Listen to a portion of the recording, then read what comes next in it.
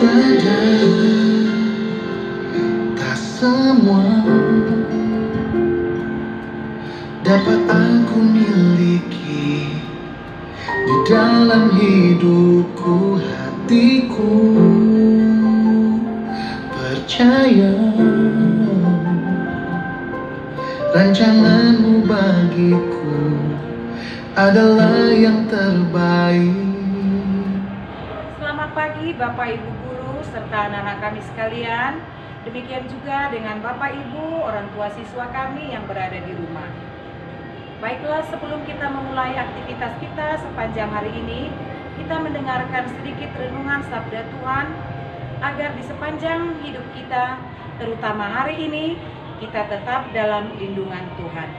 Kita awali dengan berdoa. Dalam nama Bapa dan Putra dan Roh Kudus, amin. Segala puji dan syukur kami haturkan kehadirat-Mu ya Bapa, atas berkat dan perlindungan-Mu ya Tuhan sepanjang malam tadi, hingga kami dapat bangun dan menghirup udara segar yang Engkau berikan. Bapa yang maha baik, kami hendak mendengarkan sabda-Mu sebagai bekal hidup kami di sepanjang hari ini.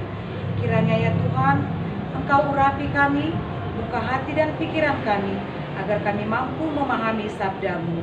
Demi Kristus Tuhan dan pengantara kami. Amin.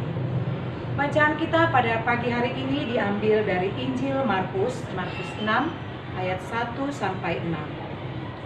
Pada suatu ketika, Yesus tiba kembali di tempat asalnya, sedang murid-muridnya mengikuti Dia. Pada hari Sabat, Yesus mengajar di rumah ibadat, dan jemaat yang besar takjub ketika mendengar Dia. Mereka berkata, "Dari mana diperolehnya semua itu? Hikmat apa pulakah yang diberikan kepadanya? Dan mujizat-mujizat yang demikian, bagaimanakah dapat diadakan oleh tangannya? Bukankah ia ini tukang kayu anak Maria? Bukankah ia saudara Yakobus, Yoses, Yudas, dan Simon? Dan bukankah saudara-saudaranya yang perempuan ada bersama kita?" Lalu mereka kecewa dan menolak Dia.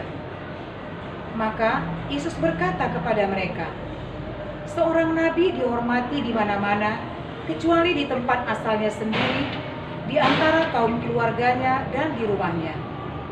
Maka Yesus tidak mengadakan satu mujizat pun di sana, kecuali menyembuhkan beberapa orang sakit dengan meletakkan tangannya atas mereka. Ia merasa heran atas ketidakpercayaan mereka. Lalu Yesus berjalan keliling dari desa ke desa sambil mengajar. Demikianlah Injil Tuhan. Terpujilah Kristus. Sebagai renungan singkat pada pagi hari ini, penginjil melukiskan tentang tiadanya iman yang dimiliki oleh orang-orang Nazaret terhadap Yesus atau orang sekampung mereka. Ketiadaan iman disebabkan oleh cara pandang mereka terhadap latar belakang keluarga Yesus sebagai orang biasa, sama seperti kita, tidak lebih. Mereka tidak mampu melihat nilai lebih dari realitas ilahi yang dimiliki oleh Yesus. Mereka terkungkung oleh anggapan akan aspek manusiawi Yesus, sehingga mereka tidak menerima Dia sebagai nabi dan Tuhan. Kekecewaan dan penolakan terjadi karena tiadanya penghargaan dan penghormatan terhadap kekuasaan ilahi Yesus. Nah, apakah kita juga memiliki sikap yang sama seperti orang-orang Nazaret yang menolak Yesus? Mari kita jawab dalam hati kita. Kita berdoa. Yesus yang baik, sabda-Mu hari ini menyadarkan kami akan karya-Mu yang sungguh nyata dalam hidup kami. Ampunilah kami jika ada sikap kami yang menolak Engkau, seperti kebanyakan orang yang berada di daerah asal-Mu, sehingga Engkau hanya menyembuhkan beberapa orang sakit dengan penumpangan tangan-Mu. Ya Yesus, sadarkanlah kami akan didikan-Mu, sehingga kami sungguh dapat merasakan betapa besar kasih-Mu. Bagaikan anak-anak yang menghasilkan buah kebenaran dan mendatangkan sukacita. Janganlah kiranya Kau tumbuhkan akar yang pahit dalam diri kami, yang menimbulkan kerusuhan dan mencemarkan banyak orang. Ajarilah kami ya Tuhan sepanjang hari ini bertutur kata yang baik dan tidak menyakitkan hati orang lain. Kuasailah ya Tuhan dengan Roh Kudus-Mu agar setiap langkah hidup kami berada di jalan-Mu.